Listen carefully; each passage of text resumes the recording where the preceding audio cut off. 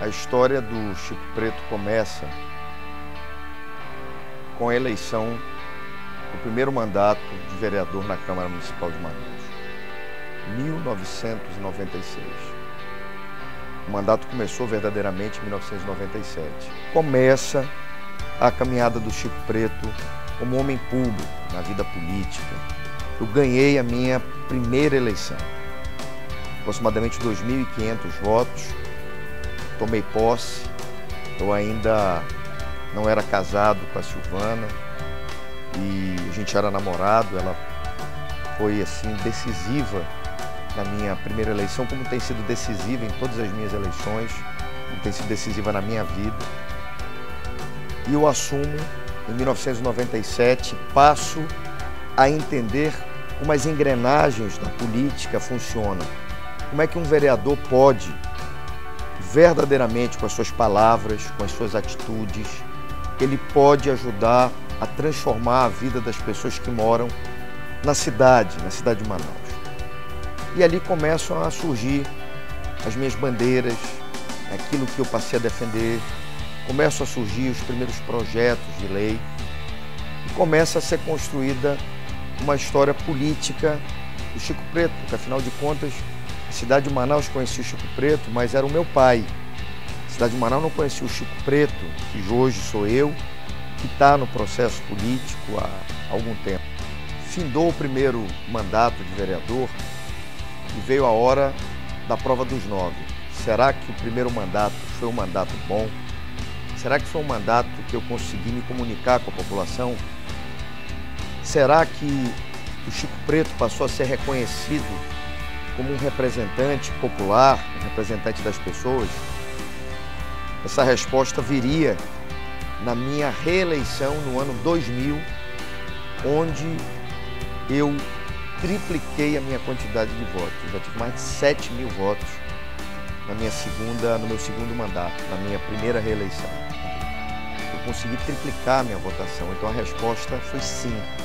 As pessoas passaram a olhar para o Chico Preto como alguém que tinha a sensibilidade, capacidade, compromisso de representar, propondo leis, defendendo, combatendo e representando, de forma geral, aquilo que as pessoas depositavam como esperança na hora do voto, na hora de chegar na urna e dizer, olha, quero esse camarada aqui.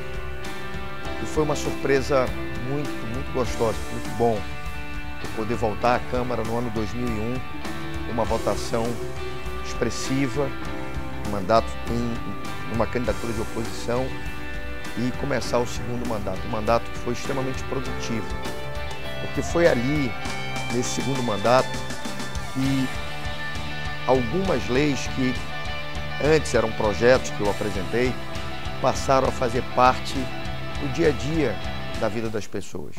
Nesse segundo mandato, houve um episódio onde os empresários do transporte coletivo aqui da nossa cidade conseguiram, no Tribunal de Justiça, suspender o uso da meia passagem nos finais de semana e feriado. O argumento era o mais bobo possível. Olha, você não estuda sábado, domingo e feriado, você não está usando farda, a escola está fechada. Eu era vereador naquele momento. E eu me lembrei porque eu fui estudante, como muitos foram estudantes, e que nem sempre tiveram carro, nem sempre iam para a escola de carro, usavam transporte coletivo, que em determinado momento da minha vida eu usei ônibus e no final de semana eu ia para casa de amigo para estudar para a prova da semana seguinte, ia para casa de amigo para a gente poder fazer trabalho que o professor passava, cansei de ir para a biblioteca, cansei de ir para cursos de inglês, de computação no final de semana. E para isso poder acontecer, você tinha que usar a meia passagem.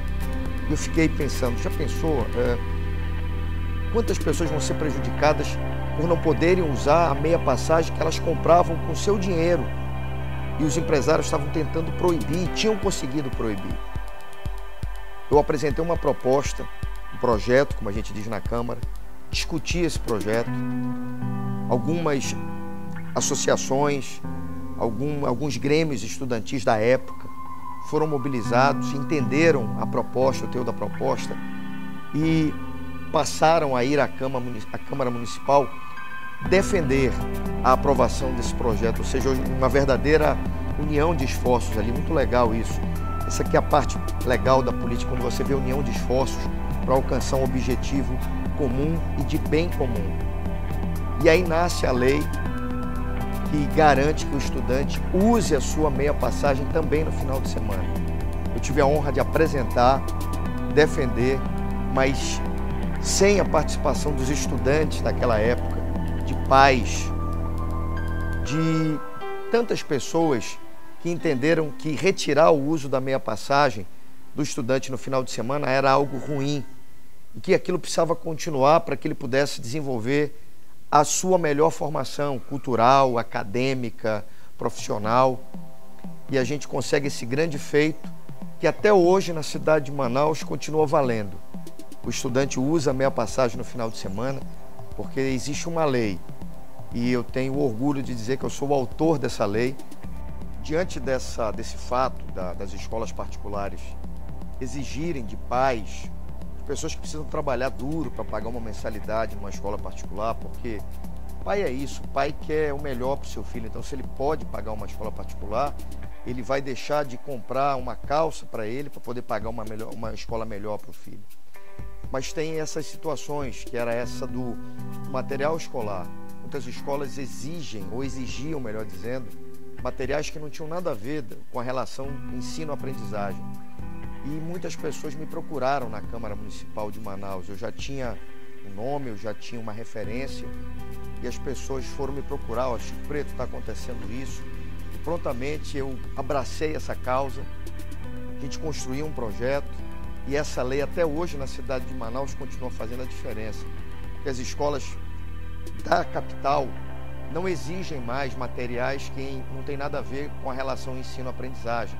Não exigem mais papel higiênico, não exigem mais aquela quantidade absurda de folhas de papel ofício, não exigem mais copos plásticos, álcool, materiais que notadamente eram materiais que a escola utilizava para sua manutenção e não para a manutenção do aluno, do filho de quem estava ali pagando uma escola particular. Mas nesse segundo mandato, eu também tive uma experiência que foi fundamental para saltos maiores que a minha caminhada pública, política me proporcionou. Eu fui convidado para ser secretário estadual de Trabalho e Cidadania do governo do estado do Amazonas. E lá fiquei por 1 ano e 4 meses.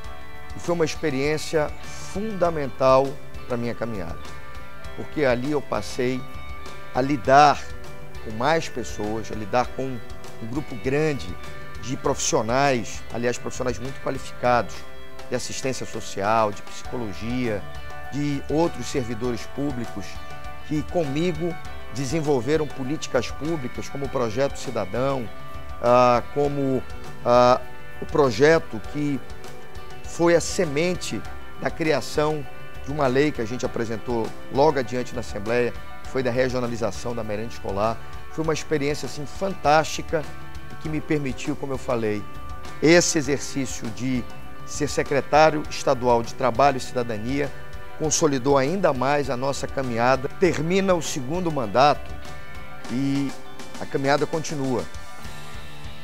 Mais uma reeleição, a segunda, e mais uma vez o povo da cidade de Manaus confirma o reconhecimento no nosso trabalho, me dá uma votação expressiva, mais uma vez, e eu começo o terceiro mandato no ano de 2005. Só que esse terceiro mandato acontece um fato que foi decisivo para a caminhada. Eu tomo a decisão e recebo apoios para que essa decisão fosse tomada de me candidatar à presidência da Câmara Municipal de Manaus. E com a graça de Deus e com a ajuda dos vereadores daquele mandato, eu me torno presidente da Câmara e assumo a presidência da Câmara nos anos de 2005 e 2006. E ali passo a ver a política já de um outro nível, comando mais executivo, tendo que fazer com que o poder legislativo da cidade de Manaus seja cada vez mais próximo e presente na realidade das pessoas que aqui moram. E a gente procurou imprimir um ritmo fantástico ali. Primeiro, de transparência. Quando eu fui presidente, todos os pagamentos da Câmara Municipal de Manaus eram discriminados. Data, valor, quem recebeu, por que recebeu. A gente inaugura algo que hoje é tão exigido ainda pelas pessoas. Há 10 anos atrás, a gente inaugura essa faceta, né, esse comportamento, transparência. Na minha gestão, a gente implementa também na Câmara Municipal de Manaus o voto aberto. Os vereadores da Câmara Municipal não votavam mais secreto, não tinha mais o voto secreto.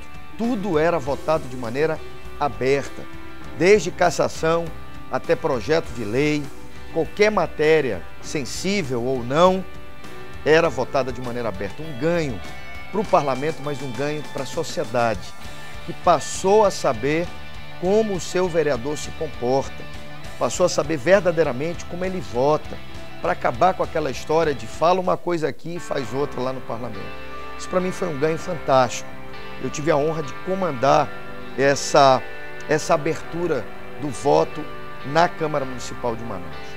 Ainda nessa experiência da presidência da Câmara, eu tinha clareza que 2 grandes objetivos ali na Câmara precisavam ser alcançados.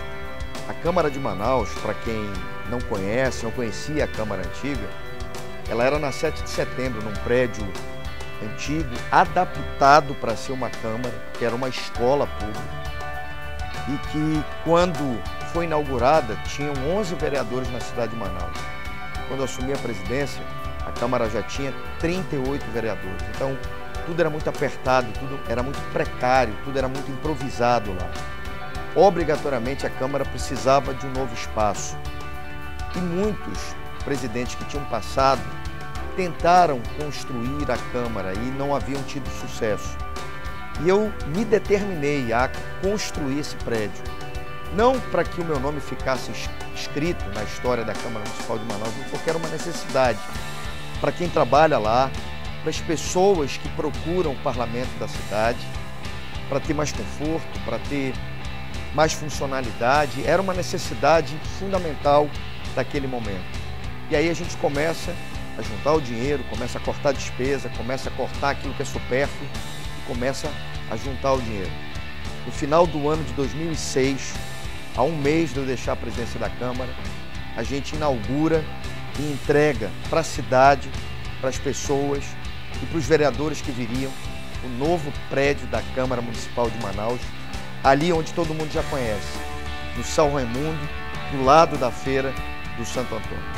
Para coroar esse mandato, que era o meu 3º mandato, a gente tinha uma dívida com os servidores da casa. Durante muitos anos, os servidores não tiveram atualização do seu plano de cargos, carreira e salário. Era algo que desestimulava, era algo que constrangia muito, era algo que não ajudava a gente a ter um ambiente produtivo, proativo, como uma Câmara tem que ter, pensando na cidade, pensando nas pessoas. Não era fácil, mas era possível. Quando a gente percebe que é possível, tem essa possibilidade, eu corro atrás e pago o preço de tentar realizar isso. Eu reuni a equipe que trabalhava comigo e disse, olha, a gente vai fazer esse plano. A gente vai dar essa satisfação para quem faz a Câmara de verdade. Porque o vereador é passageiro. O vereador uma hora está lá, uma hora não está. Mas o servidor, ele está lá. E a gente conseguiu, graças a Deus, graças aos vereadores que me ajudaram naquele momento, a gente conseguiu aprovar o plano de cargo e salário dos servidores da casa, que é o plano que até hoje na Câmara Municipal de Manaus existe. E procurou fazer justiça e garantir condições dignas de trabalho para quem ali naquele parlamento, para quem está ali naquele poder municipal, possa servir a sociedade, servir as pessoas e ajudar com que a Câmara, ajudar para que a Câmara seja um poder verdadeiramente presente, atuante e decisivo na vida das pessoas que moram em Manaus. Final de 2006 termina o meu mandato como presidente da Câmara Municipal de Manaus. E aí, durante esse período, eu havia tomado uma decisão que era alçar um voo maior, subir um degrau na escada.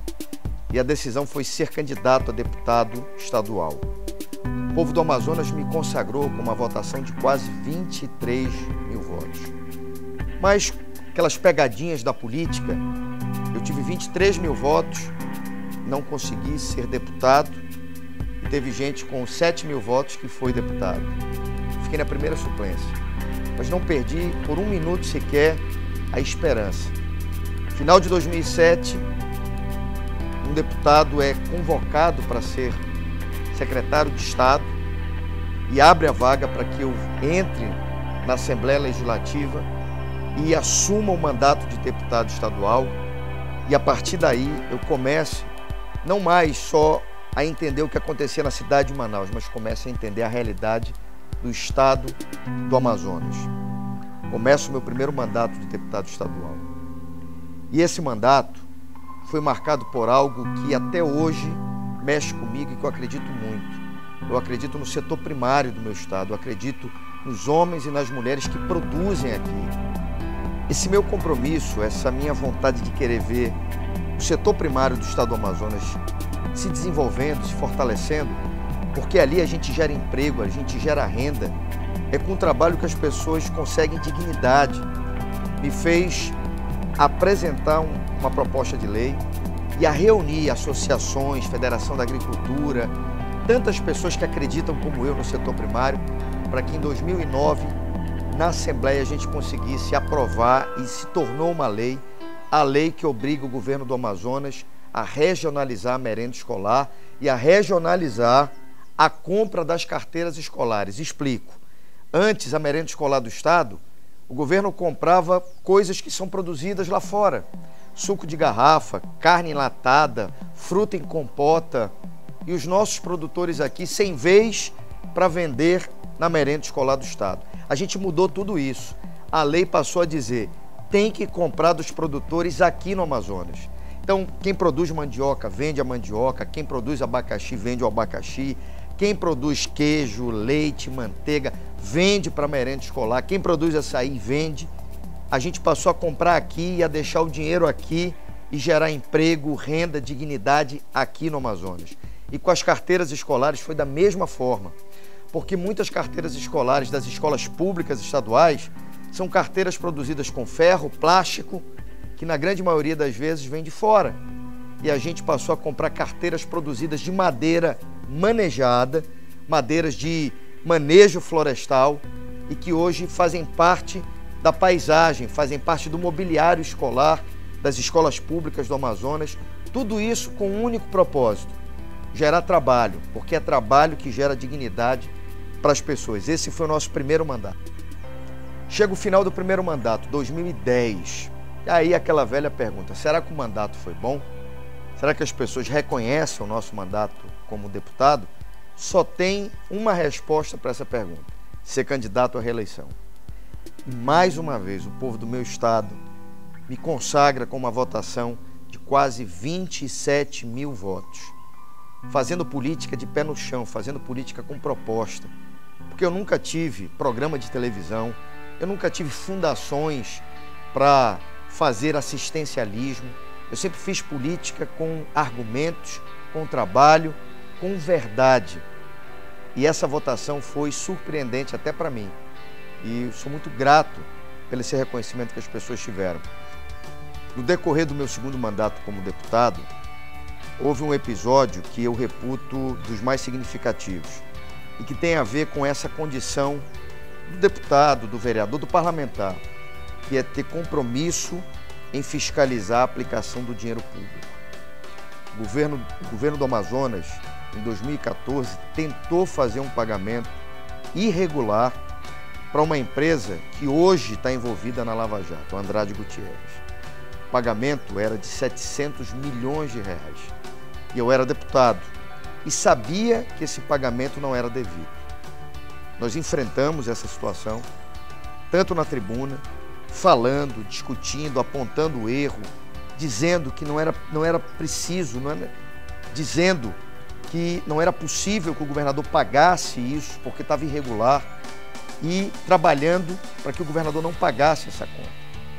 A gente precisou ir à justiça, a gente precisou ir até o Tribunal de Contas do Estado, a gente precisou acionar todos os órgãos de imprensa, os poderes públicos, chamando a atenção para esse episódio para não deixar com que 700 milhões de reais corressem para o ralo da corrupção. E a gente conseguiu. A Justiça do nosso Estado impediu que o governo do Amazonas pagasse 700 milhões de reais para Andrade Gutierrez. O meu papel como deputado, como alguém que tem que fiscalizar, estava feito. Nós conseguimos. Eu honrei a expectativa das pessoas quando a gente conseguiu bloquear esse pagamento. E esse segundo mandato foi um mandato marcado, mais uma vez, por trabalho, por propostas, mas foi um mandato que, no transcorrer desse mandato de 4 anos, veio a decisão, não sei se a mais importante, mas uma das mais importantes, foi a decisão de escrever uma nova história para a minha caminhada. Era hora de disputar um cargo executivo. Por quê? Porque eu me sinto preparado para isso, eu me sinto amadurecido intelectualmente, politicamente, espiritualmente, emocionalmente, para tomar as decisões que precisam ser tomadas ou no Amazonas ou na cidade de Manaus. E ao final do mandato de deputado, do segundo, em 2014, a decisão que eu tomo foi ser candidato ao governo do estado do Amazonas. Disputei de forma altiva, com propostas. Não tive o resultado que queria, mas eu respeito a decisão das urnas, eu respeito a manifestação do meu povo. Tem um ditado que diz o seguinte: você não está acabado por perder uma eleição, você está acabado quando você desiste. E eu não desisti do Amazonas e eu não desisti de Manaus. Termina 2014, começa 2015 e esse novo momento é o momento que eu vivo, onde ser advogado faz parte do meu dia a dia. Mas sabe de uma coisa? Aqui dentro corre sangue. E sangue é vida. E a minha vida é estar próximo às pessoas, é viver a vida da cidade, é viver a vida do estado. É impossível para mim estar distante dos debates, das discussões, das decisões que podem construir uma cidade melhor, um estado melhor. E para provar isso, ao longo do ano de 2015 até nesse ano de 2016, mesmo sem mandato, não foi uma, foram algumas vezes que, representando esse sentimento, não só o meu, mas representando o sentimento de muitas pessoas, nós fomos várias vezes representar o Ministério Público, mesmo sem mandato, para não permitir que injustiças fossem cometidas contra a vida das pessoas, contra a vida das pessoas que mais precisam, das pessoas que não têm muitos instrumentos para se defender, as pessoas mais pobres, inclusive. Esse ano, a gente teve a coragem, o compromisso de representar contra o governador do estado, contra o governador José Mello, por até hoje estar tentando diminuir a prestação do serviço de saúde. Por que não diminui a propaganda? Por que não diminui as obras faraônicas, milionárias? Não dá para diminuir a saúde. A saúde é algo fundamental na vida, principalmente das pessoas que mais precisam, que não podem pagar um plano de saúde. E isso está acontecendo agora. E foi contra isso que a gente se insurgiu, que a gente se levantou. E representamos, ao lado da ordem, ao lado do próprio Ministério Público, ao lado de outras entidades que disseram não vai fazer isso. Corre vida nas minhas veias, corre a vontade de representar as pessoas e de fazer justiça. E é assim que a gente vai continuar caminhando. Chico Preto, o meu